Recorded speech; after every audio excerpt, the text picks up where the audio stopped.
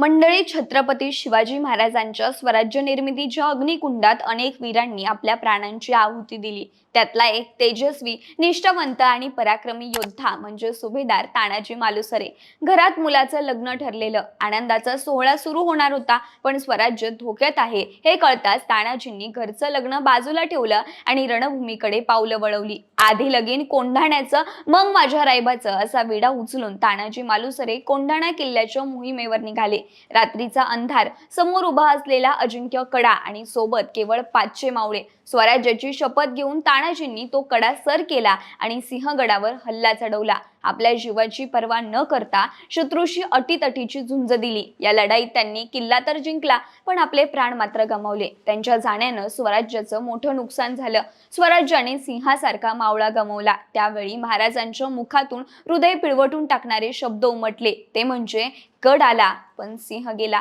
पण एक प्रश्न तुम्हाला नक्कीच पडला असेल, तो म्हणजे ज्यांनी स्वराज्यासाठी सर्वस्व दिलं, ज्यांचं नाव इतिहासात सोन्याच्या अक्षरात लिहिलं गेलं, त्या वीर तानाजी मालुसरे यांचे वंशज सध्या कुठे आहेत, ते आज काय करतात, याच प्रश्नांची उत्तरं जाणून घेणारा हा व्हिडिओ। नमस्कार, मी हर्षदा आणि तुम्ही पाहताय विषयच भारी। मंडळी, तानाजी मालुसरे हे मूळचे पाचगणी जवळील गोडोली गावचे होते। तानाजी मालुसरे यांचे वडील काळोजीराव यांचं तिथं वास्तव्य होतं। तानाजी मालुसरे यांचं बालपण गोडोली इथं गेलं। तानाजींचे वडील काळोजी मालुसरे आणि त्यांचे भाऊ भरवजी मालुसरे यांची या भागात हुकूमत होती, पण काळोजी मालुसरे आणि भरवजी मालुसरे यांचा मृत्यू एका आदिलशाही सरदारासोबत झालेल्या झटापटीत झाला।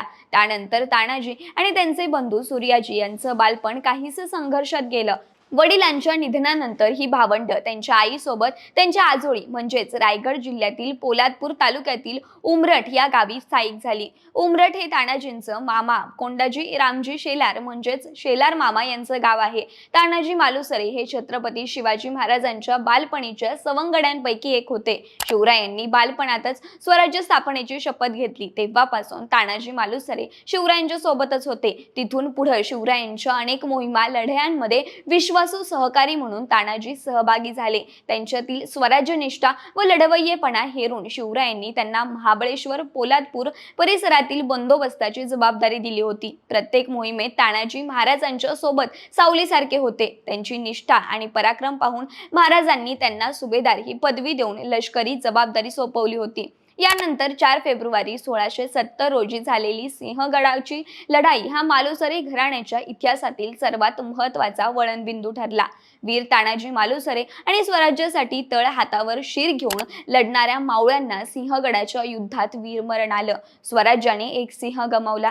तानाजींच्या मृत्यूनंतर छत्रपती शिवाजी महाराज अत्यंत शोकाकुळ झाले। त्यांनी तानाजींच्या बलिदानाचा सन्मान म्हणून कोंढाण्याचं नाव बदलून सिंहगड असं केलं।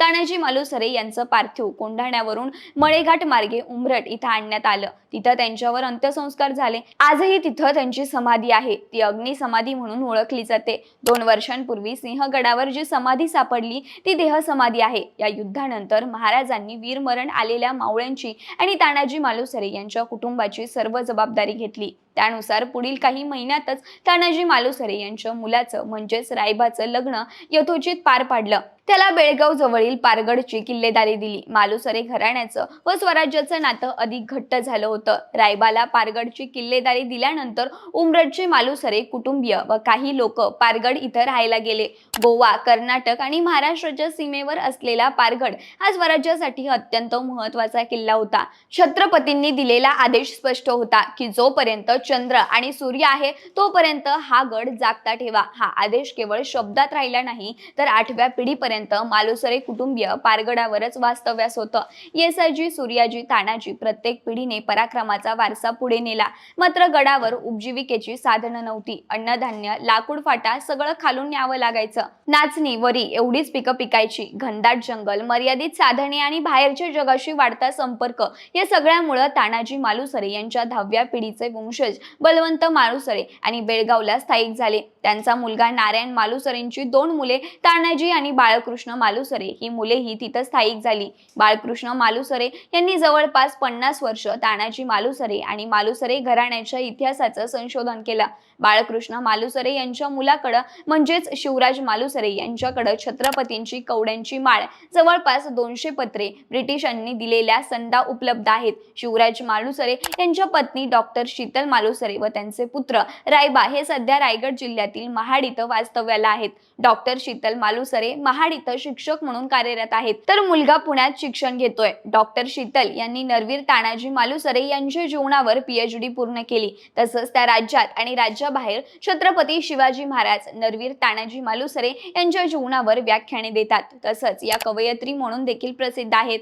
त्यांनी साहित्य क्षेत्रात स्वतःचा ठसा उमटवलाय. शीतल यांनी माध्यमांना सांगताना असं म्हटलं आहे की आजही गडावर तानाजी मालुसरे यांचं घर आहे, त्यात देवघर आहे. आम्ही कुटुंबीय माघी पौर्णिमा, शिवजयंती, दसरा, दिवाळी, गणेश चतुर्थीला गडावर जातो. ज्यावेळी रायबा मालुसरे यांना पारगडची किल्लेदारी मिळाली त्यानंतर त्यांच्यासोबत उंबरठहून जवळपास 500 मावळे तिथे आले. कुबुल, भालेकर, मावळे, झेंडे, शिंदे, शेलार ही कुटुंब आजही तिथे आहेत.